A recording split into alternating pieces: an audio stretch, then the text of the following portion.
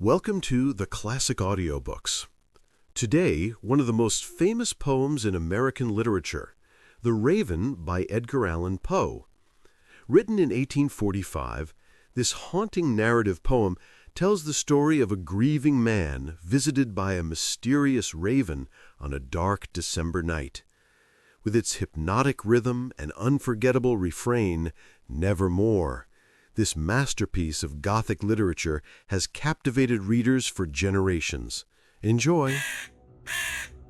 Once upon a midnight dreary, while I pondered, weak and weary, over many a quaint and curious volume of forgotten lore, while I nodded, nearly napping, suddenly there came a tapping, as of someone gently rapping at my chamber door. "'Tis some visitor," I muttered, "tapping at my chamber door. Only this, and nothing more." Ah, distinctly I remember it was in the bleak December, and each separate dying ember wrought its ghost upon the floor. Eagerly I wished the morrow, vainly I had sought to borrow from my books surcease of sorrow, sorrow for the lost Lenore, for the rare and radiant maiden whom the angels name Lenore, nameless here for evermore. And the silken, sad, uncertain rustling of each purple curtain thrilled me, filled me with fantastic terrors never felt before, so that now, to still the beating of my heart, I stood repeating, "'Tis some visitor entreating entrance at my chamber door. Some late visitor entreating entrance at my chamber door. This it is, and nothing more." Presently my soul grew stronger, hesitating then no longer. "Sir," said I, "or Madam, truly, your forgiveness I implore. But the fact is, I was napping, and so gently you came rapping, and so faintly you came tapping at my chamber door, that I scarce was sure I heard you. Here I opened wide the door. Darkness there, and nothing more. Deep into that darkness peering, long I stood there wondering, fearing, doubting, dreaming dreams no mortal ever dared to dream before. But the silence was unbroken, and the stillness gave no token, and the only word there spoken was the whispered word, "Lenore." This I whispered, and an echo murmured back the word, "Lenore." Merely this, and nothing more. Back into the chamber turning, all my soul within me burning, soon again I heard a tapping, somewhat louder than before. "Surely," said I, "surely that is something at my window lattice. Let me see then what thereat is, and this mystery explore. Let my heart be still a moment, and this mystery explore. 'Tis the wind, and nothing more." Open here I flung the shutter, when with many a flirt and flutter in there stepped a stately raven of the saintly days of yore. Not the least obeisance made he, not a minute stopped or stayed he, but with mien of lord or lady perched above my chamber door, perched upon a bust of Pallas just above my chamber door, perched, and sat, and nothing more. Then this ebony bird, beguiling my sad fancy into smiling, by the grave and stern decorum of the countenance it wore, "Though thy crest be shorn and shaven, thou," I said, "art sure no craven. ghastly, grim, and ancient raven wandering from the nightly shore, tell me what thy lordly name is on the night's Plutonian shore. Quoth the raven, Nevermore. Much I marveled this ungainly fowl to hear discourse so plainly, though its answer little meaning, little relevancy bore. For we cannot help agreeing that no living human being ever yet was blessed with seeing bird above his chamber door, bird or beast upon the sculptured bust above his chamber door, with such name as Nevermore.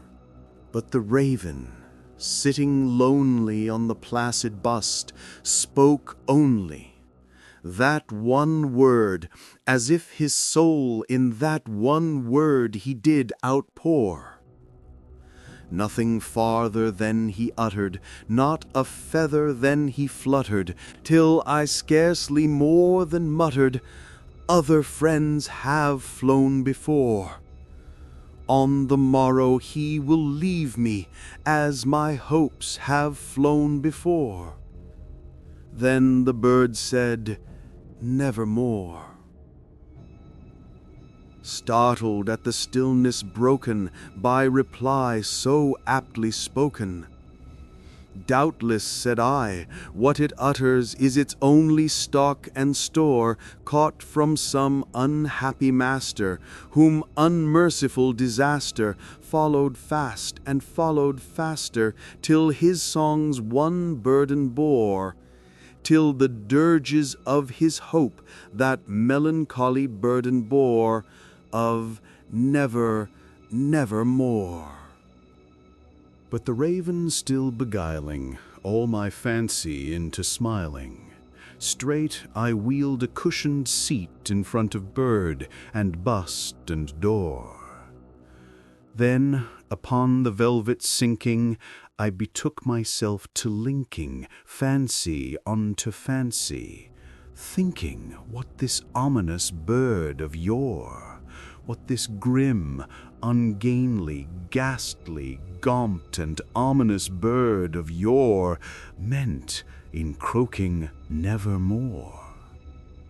This I sat engaged in guessing, but no syllable expressing, to the fowl whose fiery eyes now burned into my bosom's core.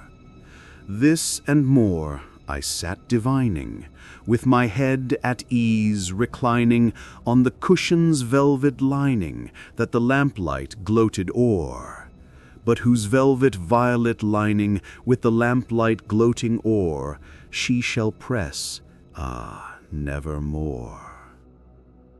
Then, methought, the air grew denser, perfumed from an unseen censer, swung by seraphim whose footfalls tinkled on the tufted floor. Wretch, I cried, thy God hath lent thee, by these angels he hath sent thee, respite and nepenthe from thy memories of Lenore. Quaff, O quaff this kind nepenthe, and forget this lost Lenore. Quoth the raven, Nevermore. Prophet, said I, thing of evil, prophet still, if bird or devil, whether tempter sent or whether tempest tossed thee here ashore, desolate yet all undaunted, on this desert land enchanted, on this home by horror haunted. Tell me, truly I implore, is there balm in Gilead? Tell me, I implore. Quoth the raven, Nevermore. Prophet, said I, thing of evil, prophet still, if bird or devil, by that heaven that bends above us, by that God we both adore, tell this soul with sorrow laden, if within the distant Aidenn it shall clasp a sainted maiden, whom the angels name Lenore. clasp a rare and radiant maiden whom the angels name Lenore. Quoth the raven, Nevermore. Be that word our sign of parting, bird or fiend, I shrieked upstarting. Get thee back into the tempest and the night's Plutonian shore. Leave no black plume as a token of that lie thy soul hath spoken. Leave my loneliness unbroken, quit the bust above my door. Take thy beak from out my heart, and take thy form from off my door. Quoth the raven, Nevermore. And the raven, never flitting, still is sitting on the pallid bust of Pallas just above my chamber door. And his eyes have all the seeming of a demon's that is dreaming, and the lamplight o'er him streaming throws his shadow on the floor. And my soul from out that shadow that lies floating on the floor shall be lifted nevermore. Thank you for listening. Subscribe to the Classic Audiobooks for more timeless literature.